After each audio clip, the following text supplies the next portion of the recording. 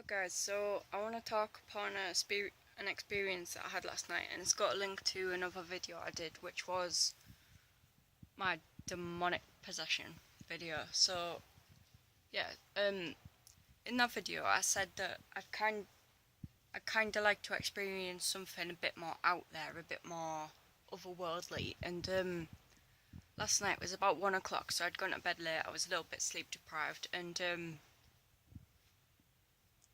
normally I would just go straight to sleep at this time, but I thought, fuck it, I'll like meditate and try and maybe go into the astral realm or something. So I listened to some theta waves, and I felt on the borderline. I felt like this was going to be the night, because it was just a mad experience. So I was laying there, and I went into the meditative state like really quickly. Like I didn't have any expectations or anything. I was just like, just go with it. So that's what I did. And I don't know, it must have been about 30 minutes in, maybe 20 minutes in, and I was, well, pretty much like instantly I was getting pressures in my head and like on my pineal gland and stuff like that. And quickly following that, I started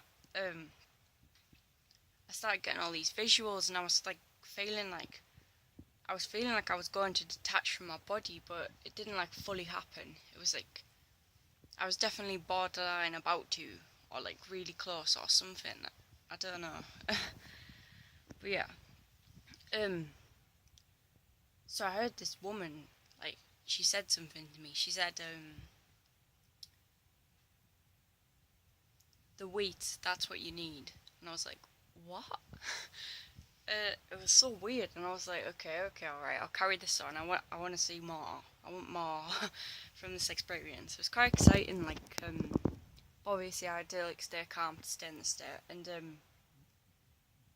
so I kept going, and I was getting, like, all these visuals and stuff, and, like, quite strong hallucinations for, like, just meditation.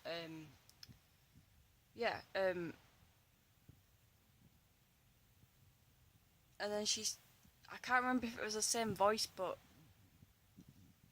it must have been about 20 minutes later or something. Like, I managed to, like, withhold the state for, like, quite a prolonged period of time, so I got a lot of experience in before falling asleep.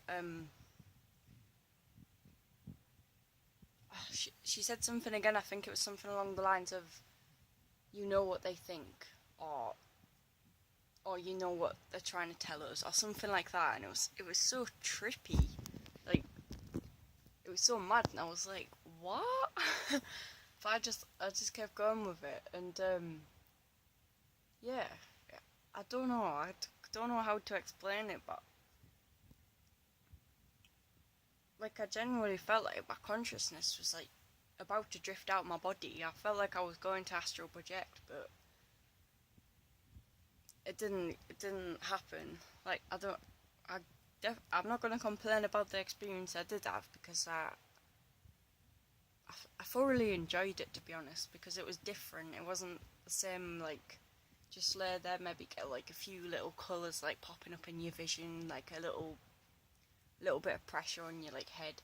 Oh, and another thing I got was I was laying there, and I know, like, in previous meditations or like trying to lucid dream and stuff, you get a pressure in your chest, and it's normally like all over for me, but like this time it was just like right here.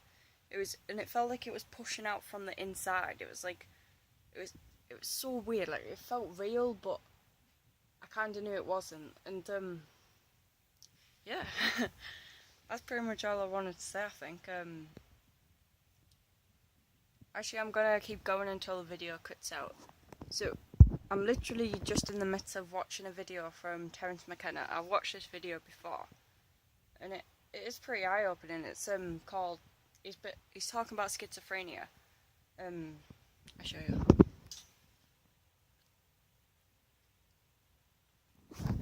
Yeah. So what was I gonna say? Yeah, so he's basically saying that westernized cultures have developed this label of schizophrenia because we're so,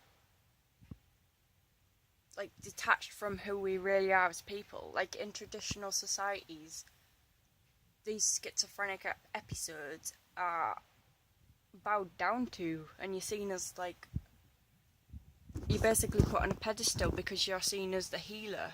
You're gonna like lead the pack sort of thing, and you become a shaman, with which I think is like the right way to do it, because in Western culture, what we do with schizophrenic people is we outcast them from society, tell them they're different, tell them that they're not being a good asset to society, so we put them in a box basically, and in a madhouse, and that's pretty much a concoction to keep you mad.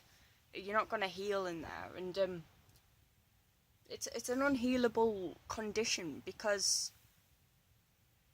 like it's an uncurable condition, because we're not looking at the history behind it all, because in these traditional societies like shamanism and things like that, in Peru and stuff, they've got like thousands of years of evidence to back up their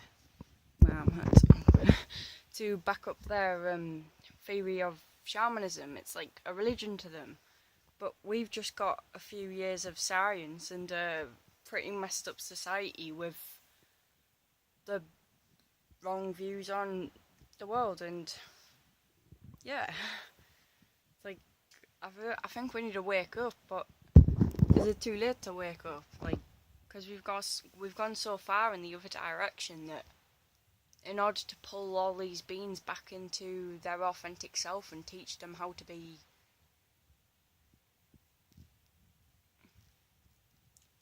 authentic or teach them how to think for themselves, it's going to be so hard, because that would basically mean stopping all the